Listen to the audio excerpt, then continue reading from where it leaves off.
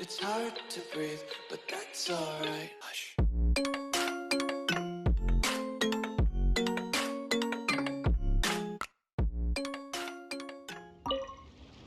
My, to what do I owe the pleasure? Though I'm afraid that if you're looking for our little Chi-Chi, she's out gathering herbs.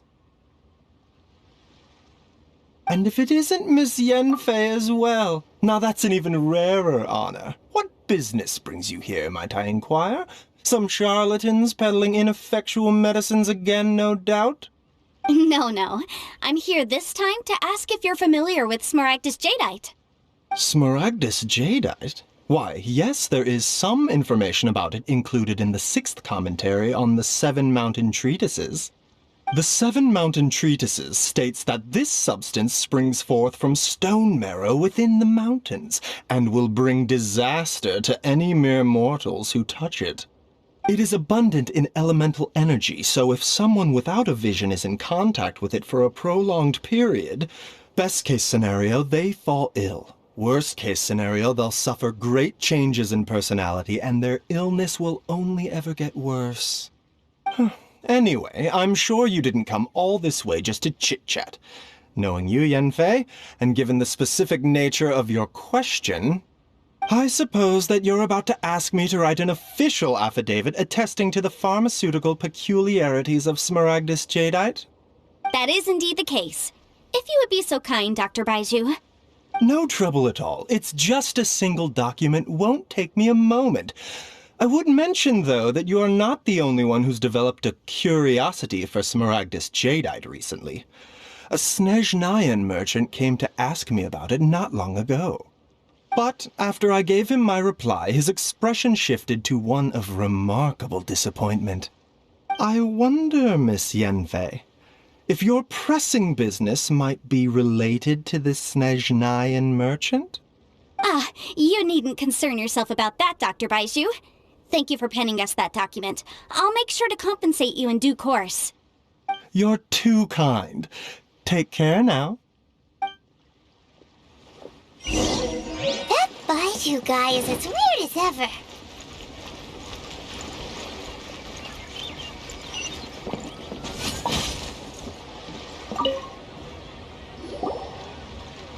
Miss Yanfei, have you finished your investigation?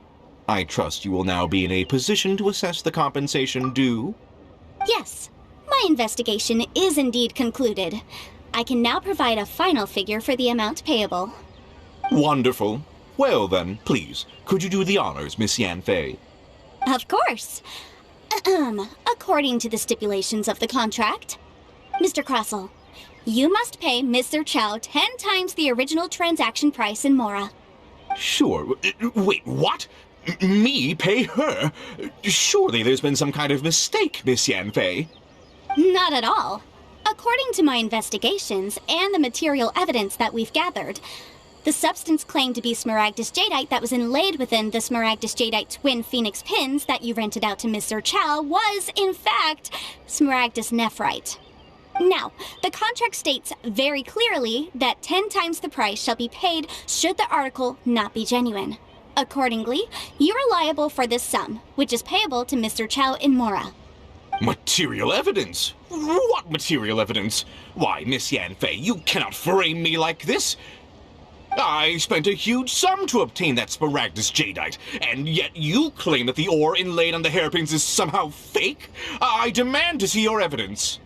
Indeed. Only a testimony from an expert witness involved in the processing of the ore can serve as an authoritative assessment of whether it is genuine. Traveler, please produce the evidence in question.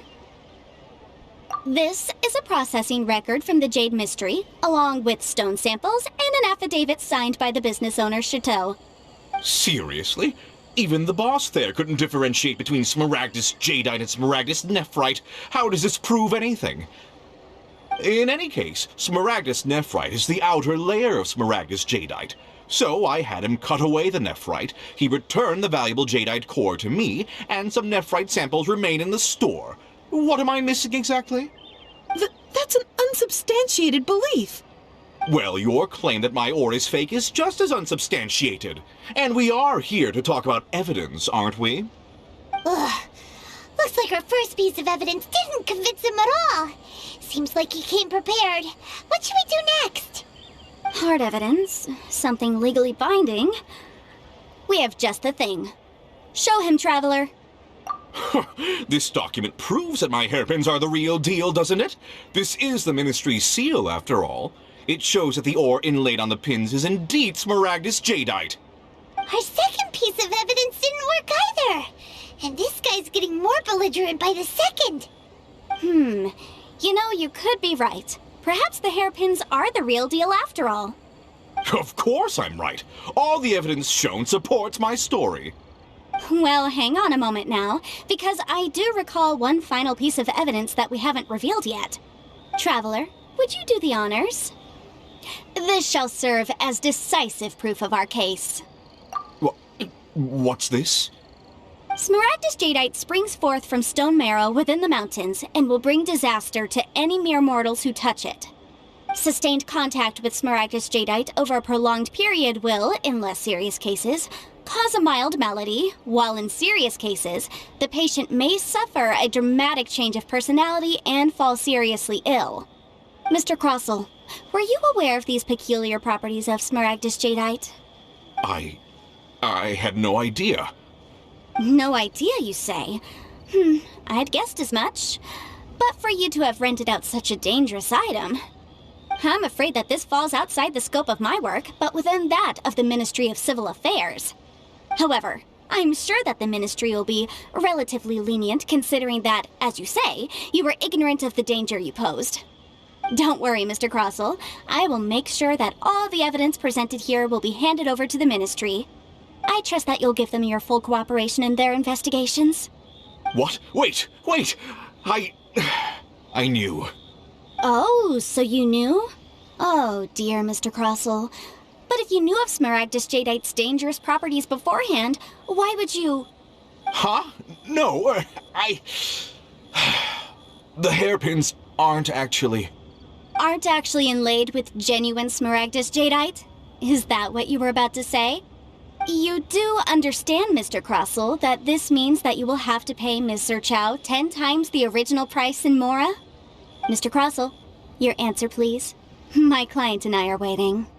Yep, he's seriously intimidating right now. It's like she's a different person. I admit it. I confess. The ore I had inlaid on those hairpins was Smaragdus nephrite. But I'm a victim in all of this too. I invested a great deal of time and money into acquiring that small amount of Smaragdus jadeite, in the hopes of turning it into a piece of jewelry that would fetch a fine price. But after receiving it and carrying it around for a few days, I started to feel extreme discomfort. I couldn't sleep a wink or eat a single bite. I was in a constant state of agitation, too. I went to Boo Boo Pharmacy to get myself checked out, only to discover that this sort of stone cannot be worn as jewelry. But how could I let all that money go to waste? That's why I had another pair of hairpins made from Smaragdus nephrite, which is almost indistinguishable from Smaragdus jadeite. I kept the real Smaragdus jadeite in a specially made box. I daren't touch it again. I was worried that someone would see through it, which is why I only dared to rent them out, not sell them. And then to top it all off, Chichao lost the hairpins after I rented them out to her. Exactly. If they weren't the real deal, why'd you make her pay so much? I didn't want to either, but when I purchased that Smaragdus jadeite, some of my business partners found out. I knew they'd be watching closely to see how much I could make off it.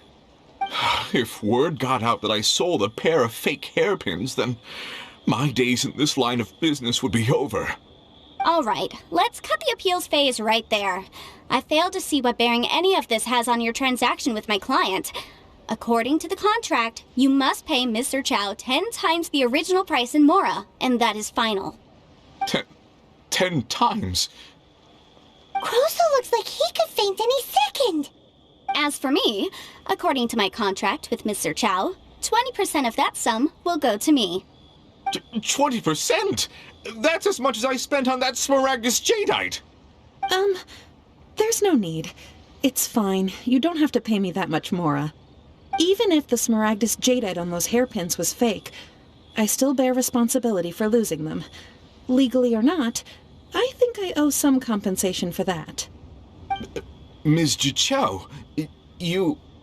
However, Mr. Crossell, since you have no use for that chunk of Smaragdus jadeite, why don't you give it to me instead? I'll consider us even. What? But all right, then. This cursed rock's brought me enough grief as it is. Miss Yunfei, I'll turn the Smaragdus jadeite over to you.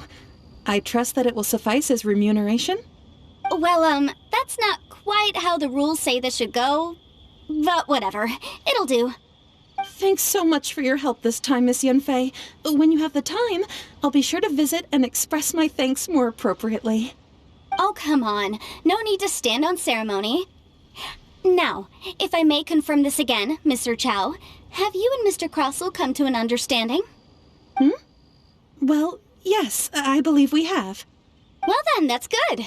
Mr. Crossell, it seems that my client has no further claims against you. Is that so? That's good. That's good.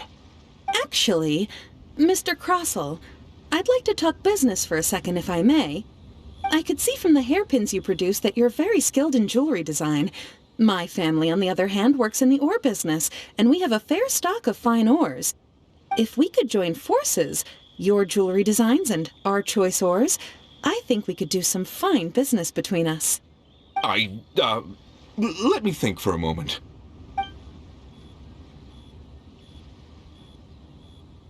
Well, that's that. And we've got the Smaragdus jadeite that Granny wants too. All's well that ends well, eh? Exactly. Usually when someone tells us they've lost something, we end up searching all over the place for it. But this time, you managed to solve the problem with just a big stack of documents. Even though the solution didn't involve actually finding the hairpins. The right solution depends on your perspective on the problem. The objective of my client, Mr. Chow, was to reduce her liability to pay compensation. So, rather than looking high and low for some hairpins, proving that the rented item was nowhere near worth what the vendor had claimed it to be was the more efficient solution. An Adeptus. Speaking of, you took part in that battle, didn't you? In which case, you would have heard what Granny said. Liyue Harbor is now a city ruled by humans. The title of Adeptus means precious little to me compared to my job as a legal advisor. In any case, don't you think that the Liyue Harbor of today needs legal consultancy far more than it needs adeptal powers? Paimon can think of someone who would definitely disagree with your reasoning. Well, since we got what we came for, it's time to pay Granny a visit. I bet she's been on tenterhooks for a while now.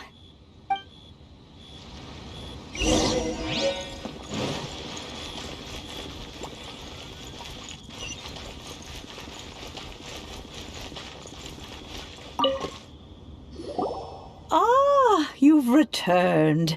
How did it go? Were you able to find the Smaragdus jadeite? Good, good. Then we have all the materials we need. Well, if we're all set, Granny, I'll get going now. Got a ton of clients waiting for me back at the office. Oh, you. All right, then. Go see to your business. Granny should be able to handle the rest. I'm off then. Bye! Oh yes, Traveler. Make sure you don't lose the business card I gave you. I've been looking into the laws of other nations as well. If you should ever bump into any trouble with the law, come find me directly. Regulars get discounts too. Come now, child. Are you leaving or are you not? If you have no wish to leave, perhaps you'd like to help me clean my teapot, I'm leaving! I'm leaving! That child. Goodness knows where she learned to be so rambunctious. Her father was hardly so riotous or fond of talking nonsense back in the day when he stood beside Rex Lapis. Indeed she is. Liyue has changed, and the Adepti must also learn to change. Yanfei might be overly garrulous, but she is also the most intimately acquainted with the city among us all. Liwa is not the same place I once knew. All right, then. Let us speak of this no more. Back on topic. I believe that I still owe you a little gift. Oh, Paimon's so excited! How is it made? It is but a single teapot. It shan't take long at all. Just wait here for a moment.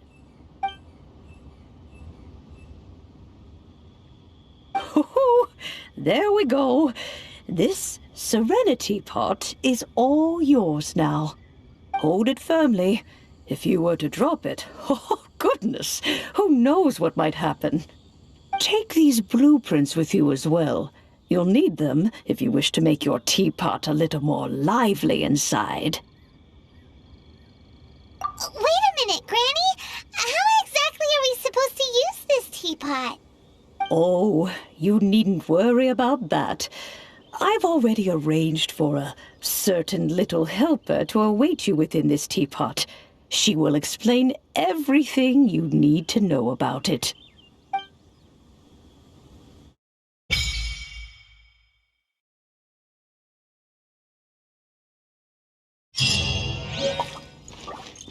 This is a peaceful.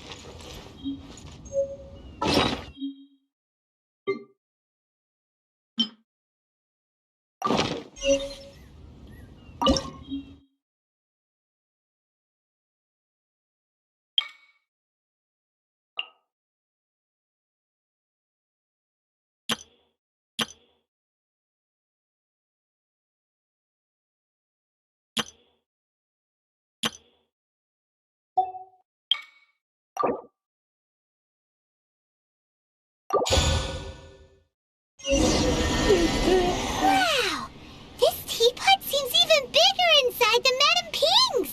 There's even a great big house in the middle, too! Huh. But there's just a whole load of nothing around it. Paimon can't do that! Well, you're the one with the sword anyway! You do it! Still, why is it so empty here apart from that house? Oh, wait a second. What is that?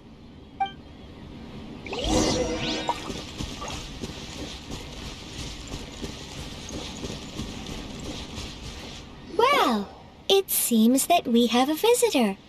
It's a huge finch! Excuse me, I am not a finch. I am a teapot spirit, and you may call me...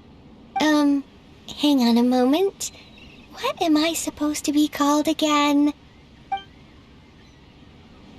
Oh, call me. I suppose you may call me Tubby. So you're the little helper Madame Ping mentioned? Madam Ping? Oh, you must mean Ping. Yes, she did summon me here. She told me much about you. You may leave all matters regarding the upkeep of this realm to me.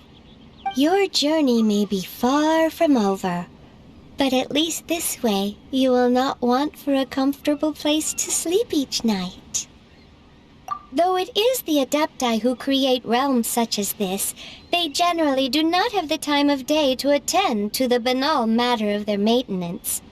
Thus, we teapot spirits were created to help guard their realms and manage their affairs. You may consider me a butler, if you will. Now, allow me to explain this realm to you. Have you any blueprints on you? Specifically, blueprints with beautiful rooms, chairs, and the like. As long as you have a blueprint, you can refashion this realm however you please. Blueprints? Oh, that's right! Granny handed us some when she gave us the teapot, didn't she? Let's take them out and have a look.